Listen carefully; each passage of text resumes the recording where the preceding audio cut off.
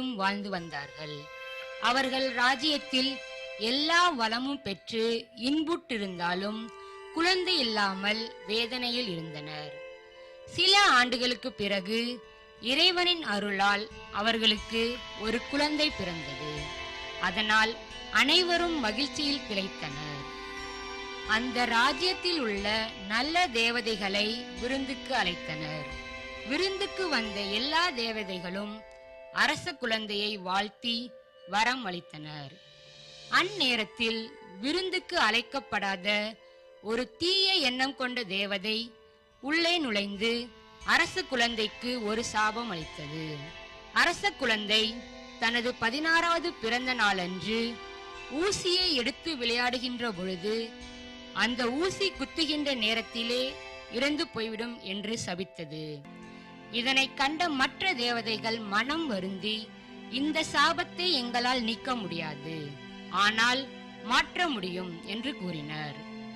அரச குழந்தை இறந்து விடாமல் ஆழ்ந்த உறக்கத்தில் இருக்கச் செய்து அவளை ஒரு ராஜகுமாரன் தொடும் பொழுது அந்த சாபம் நீங்கிவிடும் என்று கூறினார்கள்.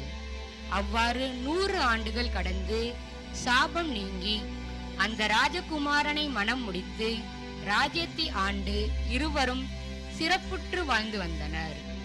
இந்த கதையை எம் பள்ளி மாணவர்கள் தத்ரூபமாக ஆங்கிலத்தில் நடித்து காண்பிக்க வருகிறார்கள். கண்டு மகிழ்வோம்.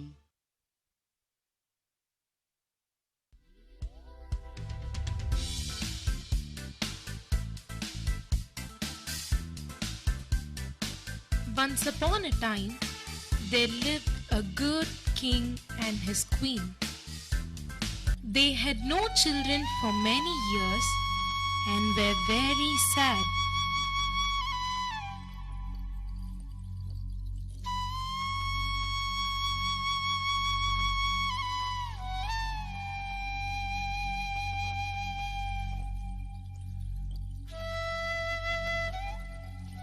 Then one day, the queen gave birth to a lovely baby girl, and the whole kingdom was happy. There was a grand celebration, and all the fairies in the kingdom were invited. But the king forgot to invite a black fairy. She came to the celebrations but was very angry. Soon it was time to gift the baby with special wishes. The good fairies wished her well and said, "May she grow to be the most beautiful girl in the world. She will sing sweetly and dance so well. She will live happily."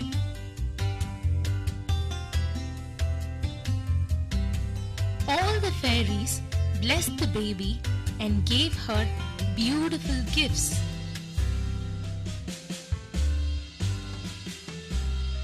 When it was the black fairy's turn, she said, "When the baby is 16, she will touch a sewing needle and die."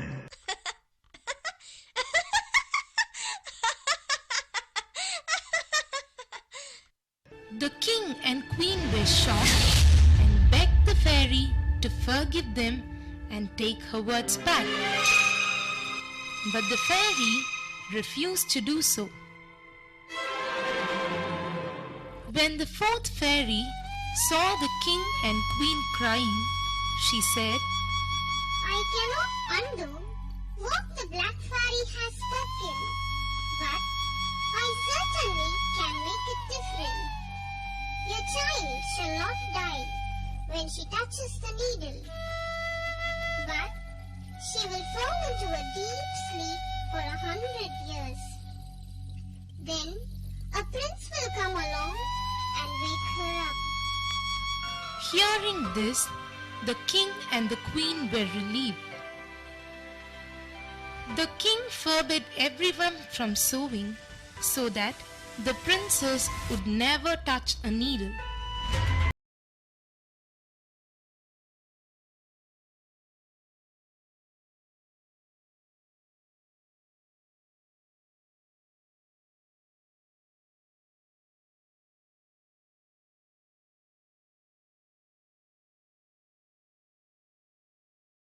Grew up to be a kind girl and help people in need.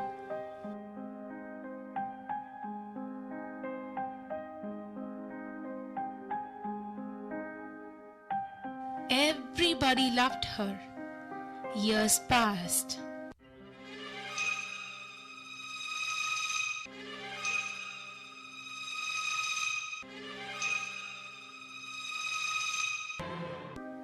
When the princess was 16 years old, she was walking in the backyard.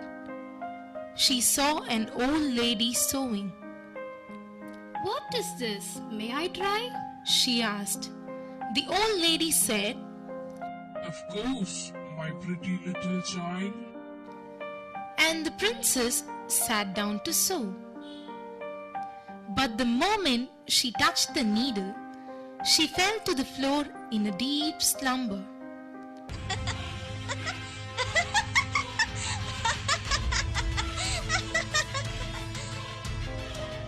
The old lady took her back to the palace.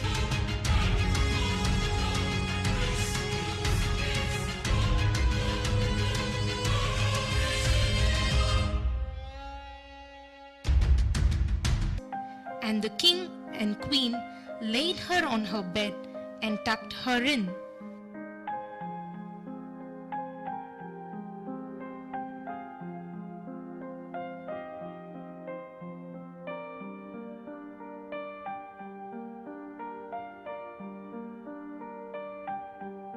They were very sad and called the good fairies.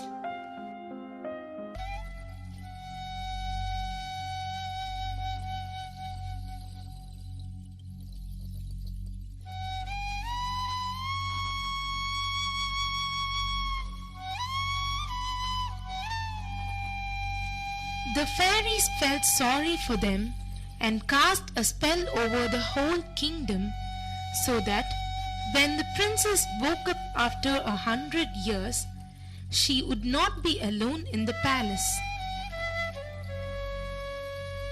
Everyone, including the guards, the servants, and the animals, were all frozen now. For 100 years, they all were in frozen state.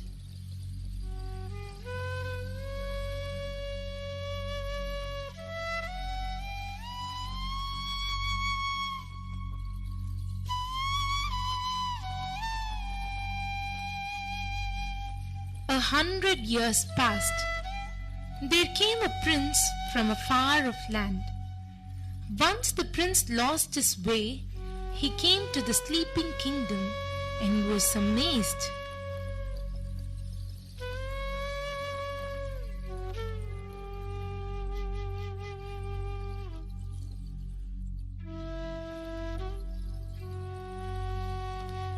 The prince reached the palace and entered it. Everyone in the kingdom, including the guards, the servants, the animals, were all frozen. No one moved.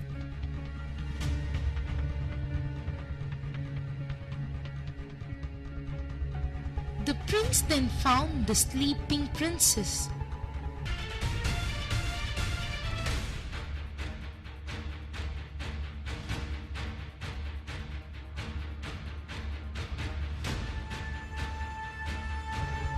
She was such a beautiful girl that the prince touched her. By that time, 100 years had passed by. Everyone was waking up one by one.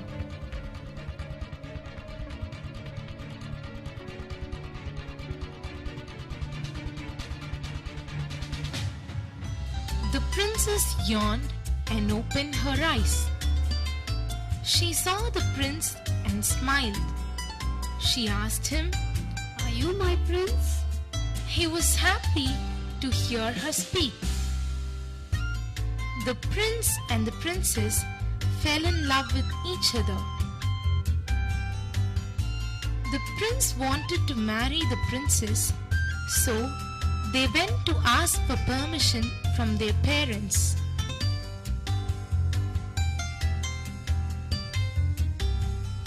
They got married and lived happily ever after.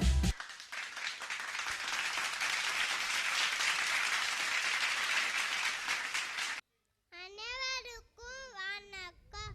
நான் தான் இலங்கை நாட்டு இளவரசன். எனக்கு நேரமே போகலையே. அழைச்சி அடிக்கிற மாதிரி அதோ நாயும் புனி வருது. நம்ம அடிச்சு அடிச்சு விளாடலாம்.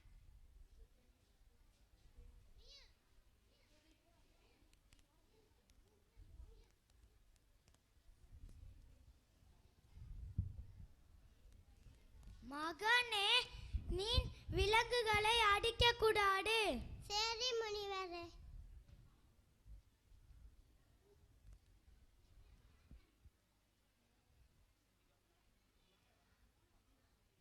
மகனே, நான் விலங்குகளை அடிக்க கூடாதுன்னு சொல்லியும் என் பேச்சை நீ கேட்கவில்லை. அதனால் நான் உனக்கு சாபம் தருகிறேன். நீ தவளையாக மாறுவாய்.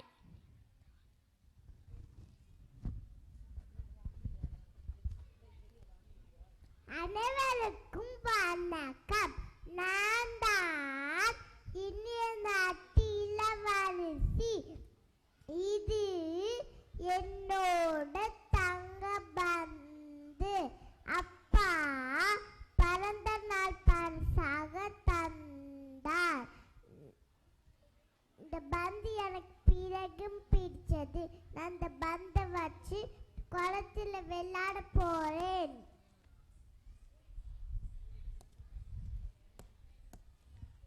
ஐயோ பந்து ஆத்துல விழுந்து விட்டது. யாராவது எடுத்து தாங்களே.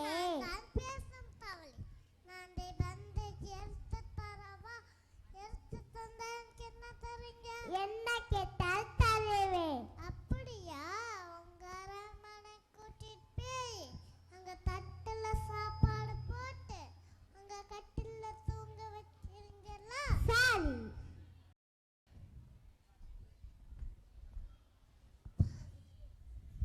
பந்த வாங்கிட்டு ஓடிடலாம். இந்தாங்க. பவாருங்க. நீங்க கொடுத்த வாக்க வந்துட்டீங்களா? முடியாது. உனக்கு ரொம்ப பேராசை.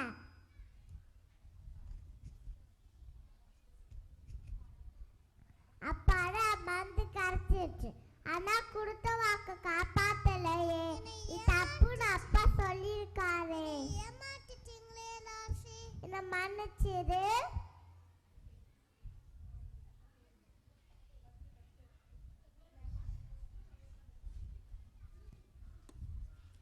இந்தான்னு தத்தி வா சாப்பிடு. நன்றி லாசி. சாப்பிடு.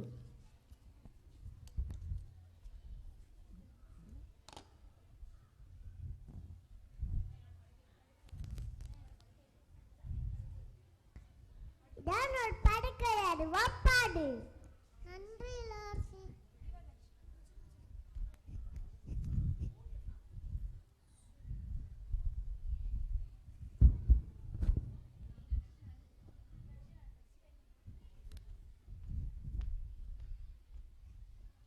எங்க தவளை காணோம்.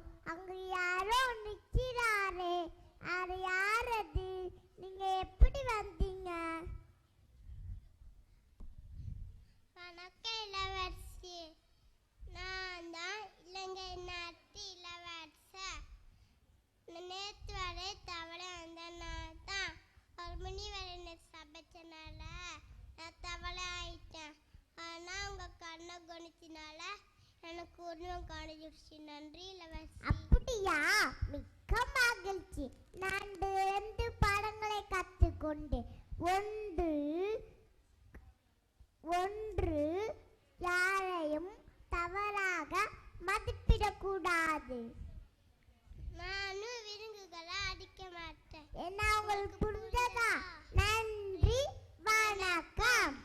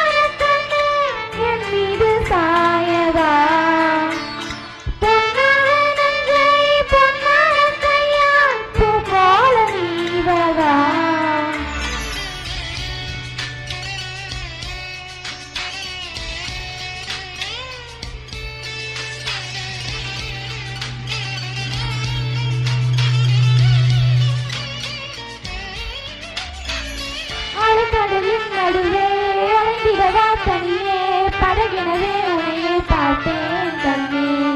புதைமலையில் விழுந்தேன், புதைந்திடவே இருந்தேன், குறுமலையில் இருந்தேன் மீட்டா என்னை. விண்ணோடும் மண்ணோடும் மாறும் பெருமூன்றல் மனதாடும் கண்பட்டு நல்விட்டு போகும் இணையேதோ மயக்காடும் மயில் ஒன்றை பார்க்கிறேன். மழையாகி ஆடினேன். இந்த உற்சாகம் போதும் சாகம் தோன்றும் இதே வினாடி. கண்ணான கண்ணே என் மீது சாயவா. பொன்னான நெஞ்சை பொன்னான கையால் பூ போல நீவவா. நீ தூங்கும் போது உன் நெற்றி மீது முத்தங்கள் வைக்கணும். போர்வைகள் போல்